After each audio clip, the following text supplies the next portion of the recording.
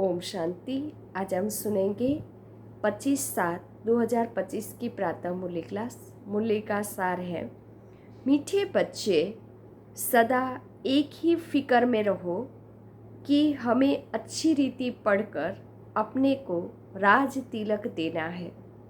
पढ़ाई से ही राजाई मिलती है। प्रश्न है, बच्चों को किस उल्लास में रहना है? दिल शिकस्त नहीं होना है, क्यों? उत्तर है, सदा यही उल्लास रहे कि हमें इन लक्ष्मी नारायण जैसा बनना है, इसका पुरुषार्थ करना है। दिल शिकस्त कभी नहीं होना है, क्योंकि यह पढ़ाई बहुत सहज है। घर में रहते भी पढ़ सकते हो, इसकी कोई फीस नहीं है, लेकिन हिम्मत जरूर चाहिए। गीत है, तुम ही हो माता पिता तुम ही हो। ओम शांति। बच्चों ने अपने बाप की महिमा सुनी। महिमा एक की ही होती है और कोई की महिमा गाई नहीं जा सकती, जबकि ब्रह्मा विष्णु शंकर की भी कोई महिमा नहीं है। ब्रह्मा द्वारा स्थापना कराते हैं, शंकर द्वारा विनाश कराते हैं और विष्णु द्वारा पालना कराते। लक्ष्मी नारायण को ऐसा लायक भी श्री बाबा ने ही बनाते हैं। उनकी महिमा है, उनके सिवाय फिर किसकी महिमा गाई जाए? इनको ऐसा बनाने वाला टीचर न हो तो यह ऐसे न बने।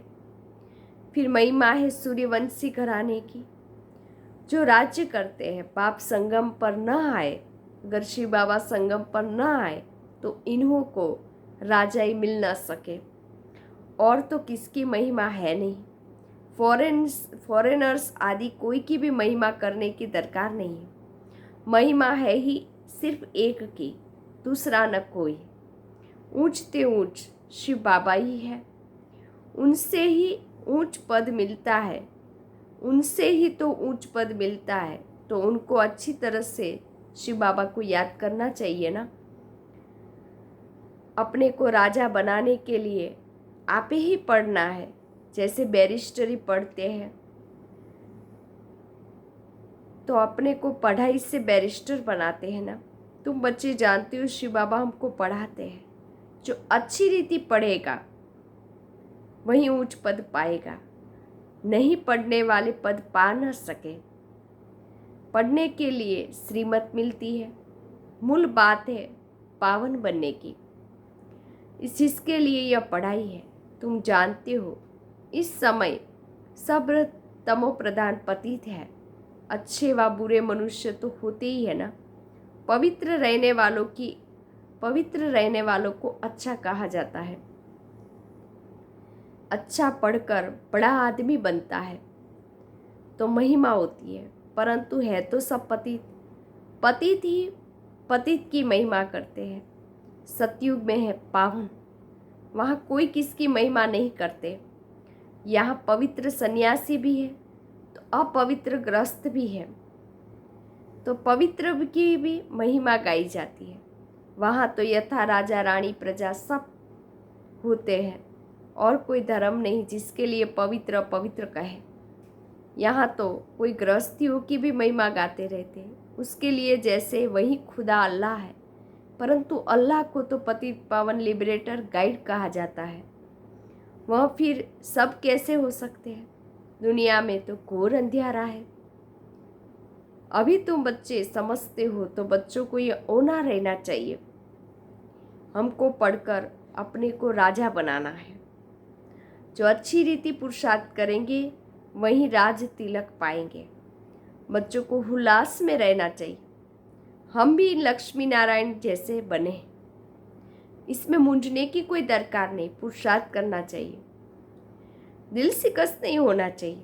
यह पढ़ाई ऐसी है, खटिया पर सोए हुए भी पढ़ सकते हो। ये पढ़ाई ऐसी है, विलायत में रहते भी पढ़ सकते हो, घर में रहते भी पढ़ सकते हो। इतनी सहज पढ़ाई है ये। मेहनत कर अपने पापों को काटना है और दूसरों को भी समझाना है। दूसरे धर्म वालों को भी तुम समझा सकते हो। कोई को भी यह बताना है कि तुम कौन हो, तुम आत्मा हो। आत्मा का स्वधर्म एक ही है, इसमें कोई फर्क नहीं पड़ सकता। शरीर से ही अनेक धर्म होते हैं, आत्मा तो एक ही है ना। सब एक ही बाप के बच्चे हैं। आत्माओं को बाबा ने एडप्ट किया है, इसीलिए ब्रह्मा मुख वंशावली गाए जाते हैं। कोई को भी समझा सकते हो आत्मा का बाप कौन है, शिव बाबा। फॉर्म जो तुम भराते हो उसमें बड़ा अर्थ है। बाप तो जरूर है ना, जिसको याद भी करते हैं। आत्मा अपने बाप को याद करती है। मेयर को भी फादर कहते हैं आजकल तो। आत्मा अपने बाप को याद करती है जरूर, जिसको भी याद करते हैं अपने आत्मा अपने बाप को याद करती है। आजकल तो भारत में कोई को भी फादर कह देते, मेयर को भी फादर कहेंगे, परंतु आत्मा का बाप कौन है वो नहीं जानते। गाते भी है तुम मात पिता हम बालक तेरे, परंतु वह कौन है कैसे है कुछ भी पता नहीं। भारत में ही तुम मात पिता कह के बुलाते हैं।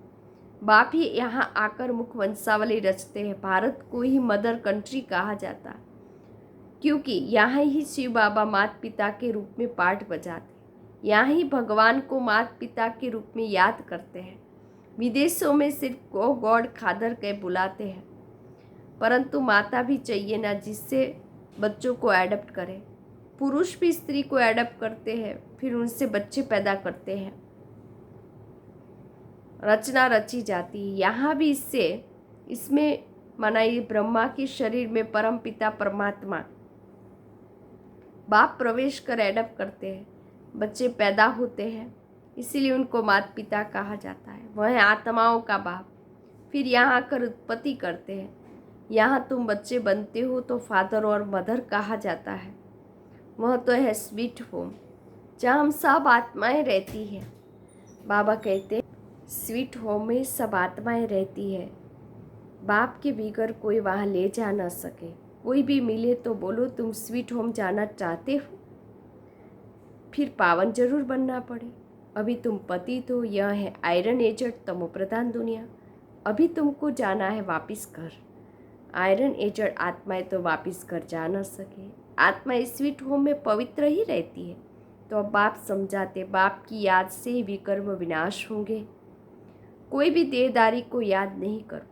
बाप को जितना याद करेंगे उतना पावन बनेंगे और ऊंच पद पाएंगे। नंबर वार लक्ष्मी नारायण के चित्र पर कोई को भी समझाना सहज है। भारत में इनका राज्य था। यह जब राज्य करते थे तो विश्व में शांति थी। विश्व में शांति बाप ही कर सकते हैं और कोई की ताकत नहीं। अभी बाप हमको राजयोग सिखला रहे हैं। नई दुनिया के लिए राजाओं का राजा कैसे बन सकते हैं वह बतलाते हैं। वह कोई नहीं जानते। बाबा कहते हैं बाप ही नॉलेजफुल है। उनमें कौन सी नॉलेज है यह कोई नहीं जानते। सृष्टि के आदि मध्य अंत की हिस्ट्री ज्योग्राफी बेहद का बाप ही सुनाते हैं। मनुष्य तो कभी कहेंगे सर्वव्यापी, या कहते सबके अंदर को जानने वाला है, फिर अपने को तो कह ना सके। यह सब बातें बाप बैठ समझाते। अच्छी रीति धारण कर और हर्षित होना है। इन लक्ष्मी नारायण का चित्र सदैव हर्षित मुख वाला ही बनाते हैं ना। स्कूल में उच्च दर्जा पढ़ने वाले कितना हर्षित होंगे, दूसरे भी समझेंगे यह तो बहुत बड़ा इम्तिहान पास करते हैं, यह तो बहुत ऊंची पढ़ाई है। फी आदि की कोई बात नहीं, सिर्फ हिम्मत की बात है। अपने को आत्मा समझ बाप को याद करना है, जिसमें ही माया विघन डालती है। बाबा कहते पवित्र बनो, बाप से प्रतिज्ञा कर, फिर काला मुंह कर देते हैं। बहुत जबरदस्त माया है, फेल हो जाते हैं, फिर उनका नाम नहीं फेल हो जाते हैं तो फिर उनका नाम नहीं गाया जा सकता। फलाने फलाने शुरू से लेकर बहुत अच्छे चल रहे, महिमा गाई जाती है। बाबा कहते अपने लिए आप ही पुरुषार्थ कर राजधानी प्राप्त करनी है, पढ़ाई से उच्च पद पाना है। यह है ही राजयोग, प्रजा योग नहीं है, परंतु प्रजा भी तो बनेंगे ना। सकल और सर्विस से मालूम पड़ जाता है कि यह क्या बनने के लायक है। घर में स्टूडेंट की चाल चलन से समझ जाते हैं यह फर्स्ट नंबर में है या सेकंड नंबर में है या थर्ड नंबर में आएंगे। यहाँ भी ऐसे है, जब पिछाड़ी में इम्तिहान पूरा होगा तब तुमको सब साक्षात्कार होगे। साक्षात्कार होने में कोई देरी नहीं लगती है, फिर लज्जा आएगी, हम नापास हो गए। नापास होने वाले को प्यार कौन करेगा। मनुष्य बाइस्कोप देखने में खुशी का अनुभव करते हैं, लेकिन बाप कहते हैं नंबर 1 गंदा बनाने वाला यह बाइस्कोप है। इसमें जाने वाले बहुत करके फेल हो गिर पड़ते हैं। कोई फीमेल भी ऐसी है जो बाइस्कोप में जाने बिगर नींद ना आए। बाइस्कोप देखने वाले अपवित्र बनने का पुरुषार्थ जरूर करेंगे। यहाँ जो कुछ हो रहा है इसमें मनुष्य खुशी समझते हैं, यह सब दुख के लिए है। यह है विनाशी खुशियाँ। अविनाशी खुशी अविनाशी बाप से ही मिलती है। तुम समझते हो बाबा हमको इन लक्ष्मी नारायण जैसा बनाते हैं, वैसे आगे तो 21 जन्मों के लिए लिखते थे, अभी बाबा लिखते 50-60 जन्म। क्योंकि द्वापर में भी पहले तो बहुत धनवान सुखी रहते हो ना, भल पतित बनते हो तो भी धन बहुत रहता है। यह तो बिल्कुल जब तमो प्रधान बनते तब दुख शुरू होता है। पहले तो सुखी रहते हो, जब बहुत दुखी होते तब बाबा आते हैं। महाअजामिल जैसे पापियों का भी उद्धार करते हैं। बाबा कहते हैं मैं सबको ले जाऊंगा मुक्ति धाम, फिर सत्युग की राजाई भी तुमको देता हूँ। सबका कल्याण तो होता है ना, सबको अपने एक ठिकाने पर पहुंचा देते हैं, शांति में व सुख में। सत्युग में सबको सुख रहता है, शांति धाम में भी सुखी रहते हैं। कहते विश्व में शांति हो। बोलो लक्ष्मी नारायण का जब राज्य था तब विश्व में शांति थी ना। दुख की बात हो नहीं सकती, न दुख न अशांति। यहाँ तो घर घर में अशांति है, देश देश में अशांति है, सारे विश्व में ही अशांति है। कितने टुकड़े टुकड़े हो पड़े, कितनी फैक्रेशन है। 100 माइल पर भाषा अलग। अब बाबा कहते हैं भारत की प्राचीन भाषा तो संस्कृत है। अब आदि सनातन देवी देवता धर्म का ही किसी को पता ही नहीं है, तो फिर कैसे कहते हैं कि यह प्राचीन भाषा है। तुम बता सकते हो आदि सनातन देवी देवता धर्म कब था। तुम्हारे में भी नंबरवार है। कोई तो डल हेड भी होते हैं, देखने में भी आता है कि यह जैसे पत्थर बुद्धि है। अज्ञान काल में भी कहते हैं हे भगवान इनकी बुद्धि का ताला खोलो। बाप तुम सब बच्चों को ज्ञान की रोशनी देते हो, उनसे ताला खुलता जाता है, फिर भी कोई की बुद्धि खुलती नहीं। कहते बाबा आप बुद्धिवानों की बुद्धिवान हो, आप हमारे पति की बुद्धि का ताला खोलो। बाबा कहते इसलिए मैं थोड़ी आया हूँ जो एक एक की बुद्धि का ताला बैठ खोलो, फिर तो सबकी बुद्धि खुल जाए, सब महाराजा महारानी बन जाए। हम कैसे सबका ताला खोलेंगे। उनको सतयुग में आना ही नहीं होगा तो हम ताला कैसे खोलेंगे। ड्रामा अनुसार समय पर ही उनकी बुद्धि खुलेगी, मैं कैसे खोलूँगा। ड्रामा के ऊपर भी है ना, ये सब फुल पास थोड़ी होते हैं। स्कूल में भी नंबरवार होते हैं, यहाँ भी पढ़ाई है, प्रजा भी बनना है। सबका ताला खुल जाए तो प्रजा कहाँ से आएगी। यह तो कायदा ही नहीं है। तुम बच्चों को पुरुषार्थ करना है, हर एक के पुरुषार्थ से जाना जाता है। जो अच्छी रीति पढ़ते हैं उनको जहाँ तहाँ बुलाया जाता है। बाबा जानते हैं कौन कौन अच्छी रीति सेवा कर सकते हैं, कर रहे हैं।